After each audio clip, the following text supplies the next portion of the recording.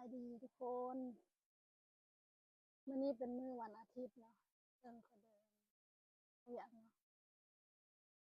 มื้อนี้อากาศดีเด้ลมพัดว่อยๆบดเนาะบ่แดดเป็นซีนเย็นแน่บางมื้อมื้อก็หนาวบางมื้อก็ร้อนเนาะปกติอะไรก็เปลี่ยนไปเนาะมื้อนี้เราจะมาปลูกผักเอาดินมาเนาะดินน้ำคลองที่มาปลูกผักเพราะว่าดินที่เราปลูกอยู่นี่ปลูกแล้วก็บ่งามทางที่เราก็เอาขอบคุณนั่นน่ะอันขี้ไก่หยังก็ใส่ปุ๋ยหยังก็มาใส่แล้วแต่ยังบ่งามเดี๋ยวเราสิลองเอาดินน้ำคลองมาปลูกเบิ่งเด้อเพิ่นว่างามเนาะเพิ่นเอามาเทลงหน้าบ้านเพิ่นว่าจักได้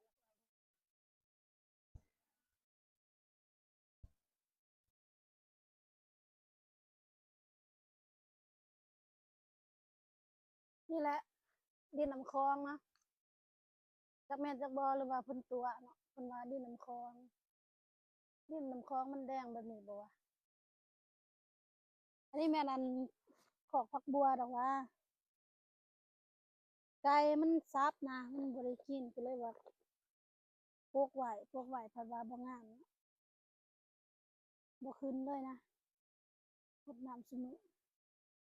เฮาสิเปลี่ยนเอาดินนี่ออกเอาดินนี่ใส่แล้วปลูกใหม่เนาะใส่ปุ๋ยแด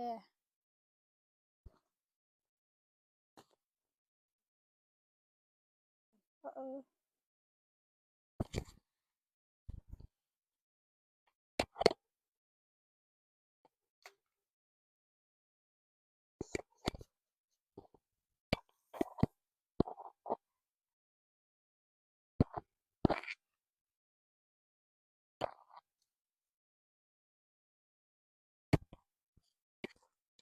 จะให้ทุกคนเบิ่งนะ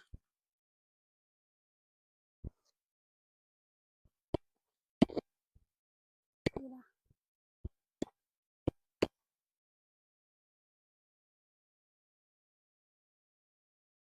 เป็นญ้อนเฮาปลูกเนาะหรือว่าเป็นน้ำดินก็บ่ฮู้ตอนที่แรกเฮาก็ปลูกไว้ทางนอกแหละปลูกทางนอกนั่นแหละแต่ว่าไก่อันนั้นมันมาซับกินเนาะปลูกน้อยหนึงก็ซับปลูกน้อยหนึงก็ซับตายโอ้บ่มีใบเนาะ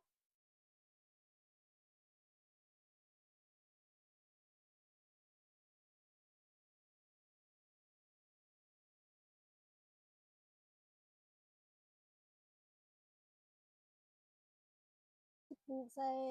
ดินน้ำคลองเนาะ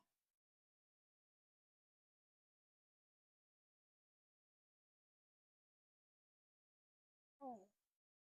นี่ก็แม่นเด้อนี่นะมันก็กระโดดเนาะสิโรคหญ้าโรคผักซะ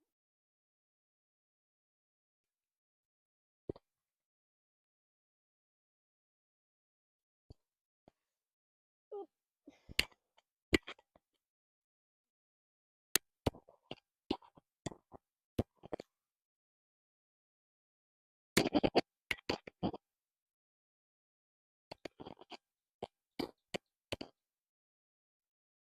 ว้าว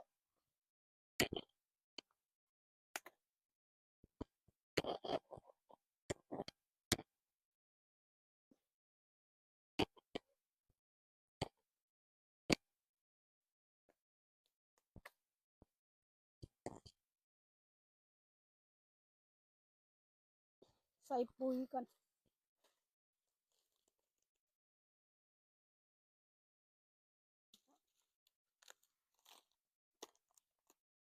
นี่แม่นอันคุณสร้างค่ำเนาะก็จะใส่อันนี้เบิ่งเนาะเด้จะใส่พืชใส่ดอกไม้ผักกาดผักสลัดประเภทหัวประเภทดอกอิหยังประเภทใบใส่ได้หมดเนาะคุณอินทรีย์วภาพสูตรมุนเจียจีเจีย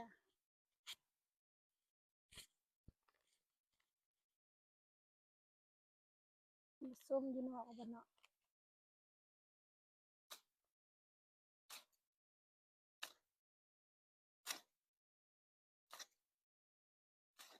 บ่งามก็มันหูไปบัดนี้มันสิเท่าแด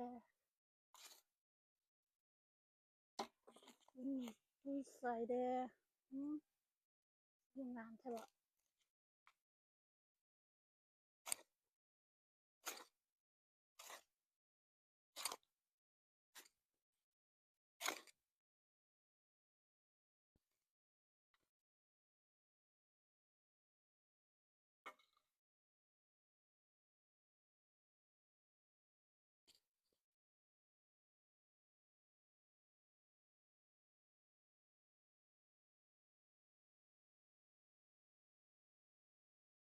ขาดหมดซะโอ้ดับแนวเลยนี่หมดแนวเลยมันเป็นนี้เป็นทาง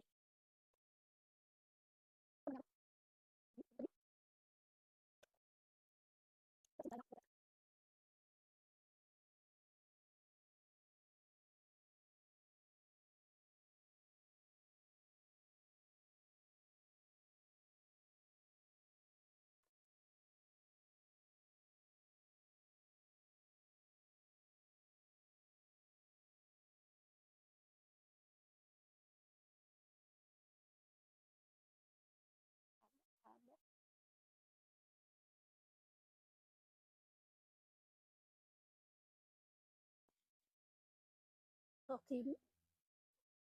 ทิ่มตัวเก่า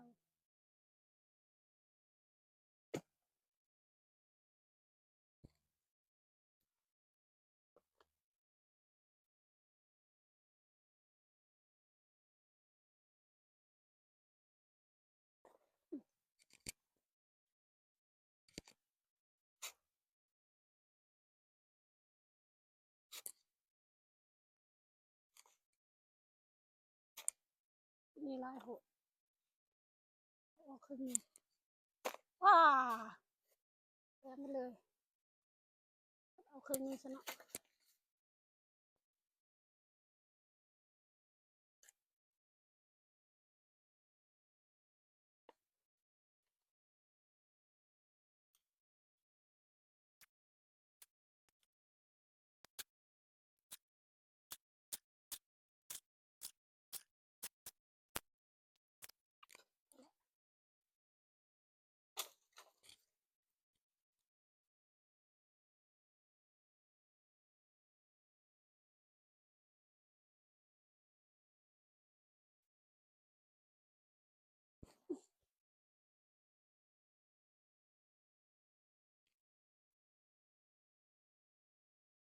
ตอนซะเนาะ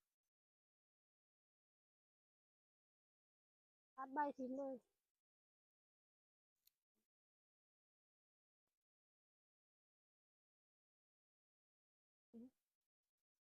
4 จุก5 จุก 6 จุก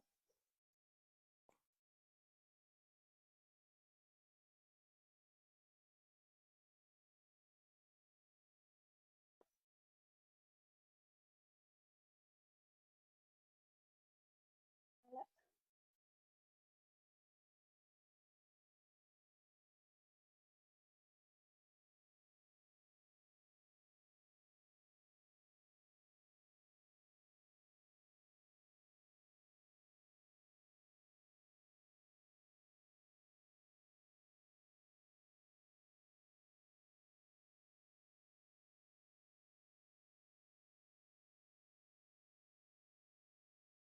เป็นน้ำดินตอนนี้ปลูกหยังก็บ่งามเบิ่งต้นกล้วยนี่3 ปีละ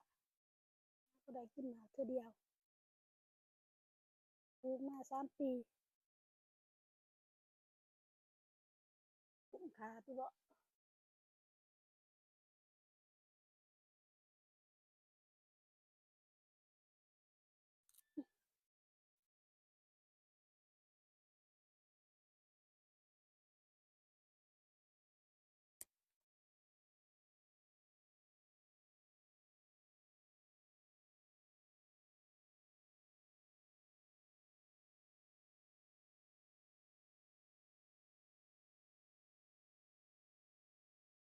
มันก็สิได้ประมาณ1คุ้ม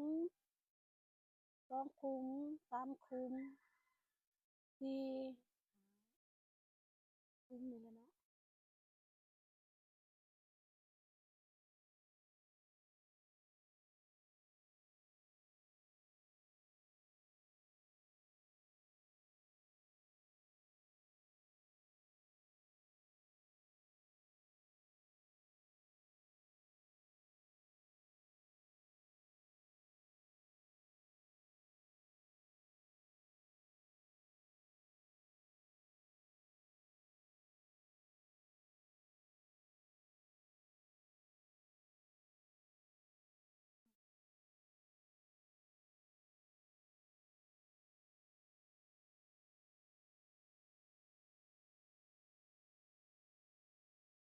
พอดี